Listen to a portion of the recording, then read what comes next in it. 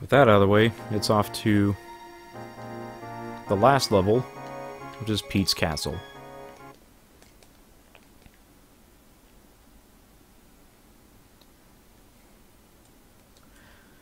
You know, since I have my Sega ties like Sonic Retro and Sega Bits, I kind of feel bad that I never really played Castle of Illusion.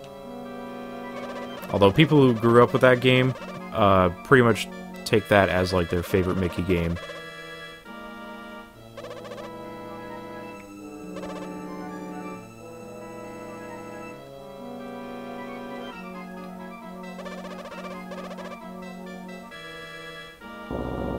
Nice slang there, Mickey.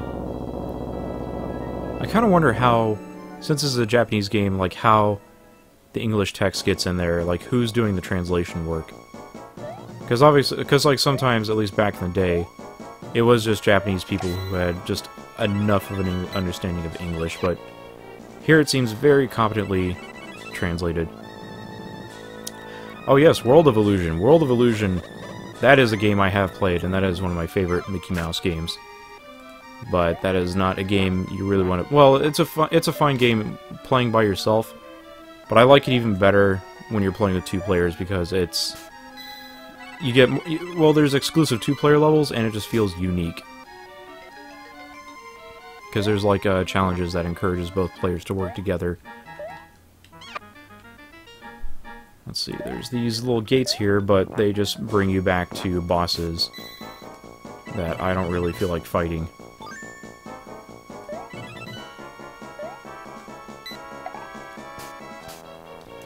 Right, these guys can be taken out by just shooting them with magic. I don't remember if you can shoot them with water. Nah, nothing. You can just leapfrog off of them. As you can see, there's some deadly fish down here. And the water doesn't work underwater, so you need to breathe underwater to uncover this store. And unfortunately I don't have enough to get extra health, so that's not great.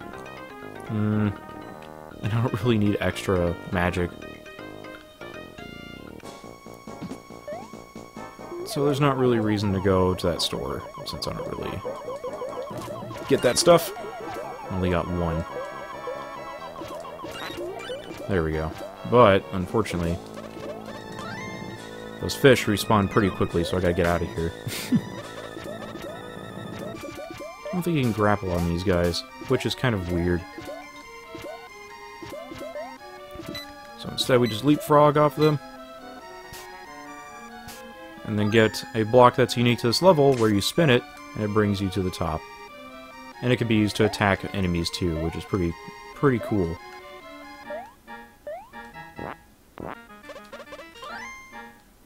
As you'll see here, there's something here. We shoot magic at it, and forms this magic carpet ride. Which brings us to the next level.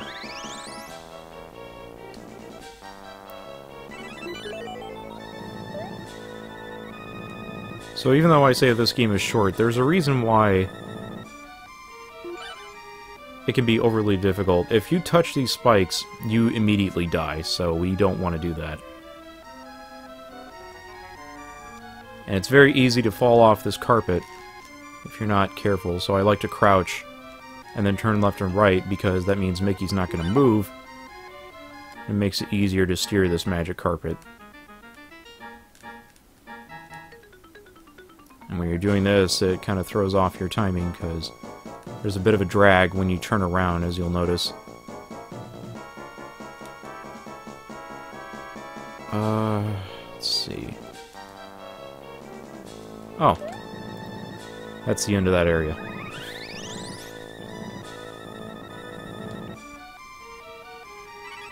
Right, this is just not really anything above us, so throwing these bricks aren't really going to do us a whole lot of good.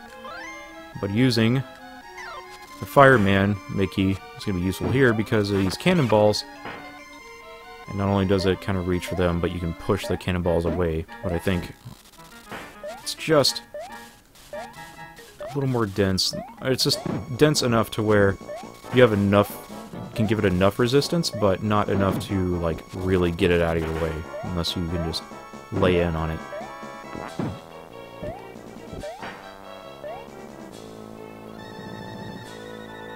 Alright.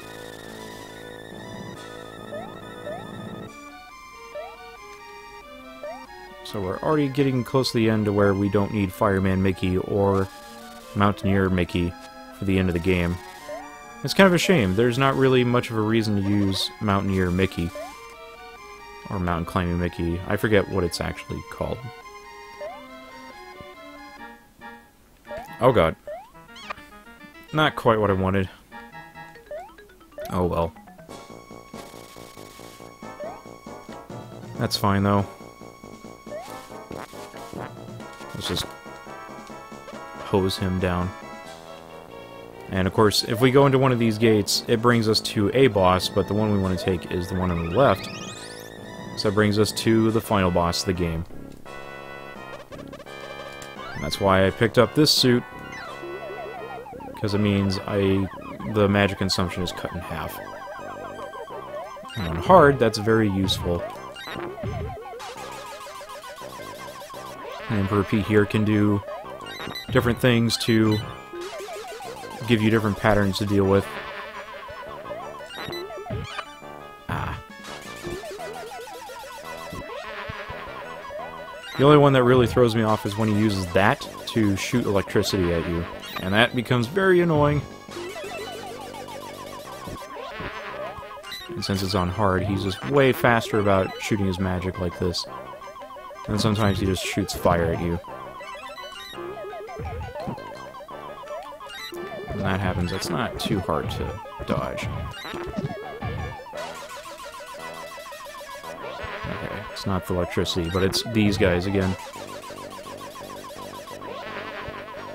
If you shoot them, they give you more magic, which is useful. But that's what I'm worried about, right there. Because I usually don't have him last this long for him to start doing that.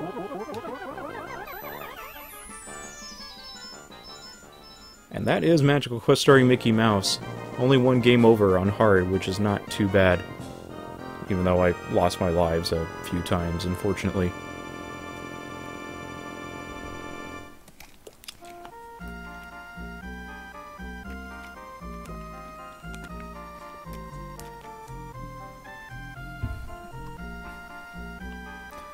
Even though this is the end of the game, I actually kind of want to play one other game and see if I can get through it in 1 hour.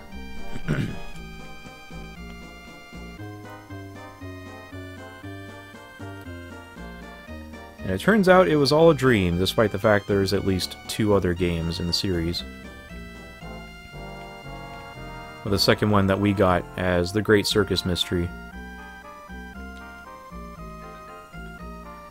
And when I saw that it was like when I rented it back in the day, I didn't realize that it was basically Magical Quest 2 because its name didn't really imply that it was a sequel to this kind of game.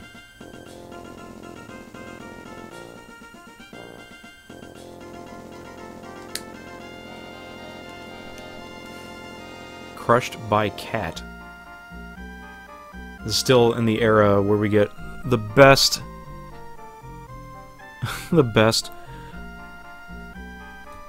credit names you could possibly get, like M30 and Chupon. Chie-chan! Wow.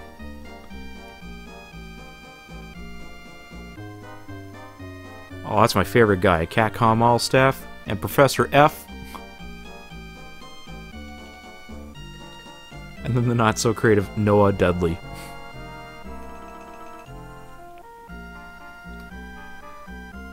Yeah, the game gets easier every time I play it, but that doesn't detract from the fact that I think this game is really fun.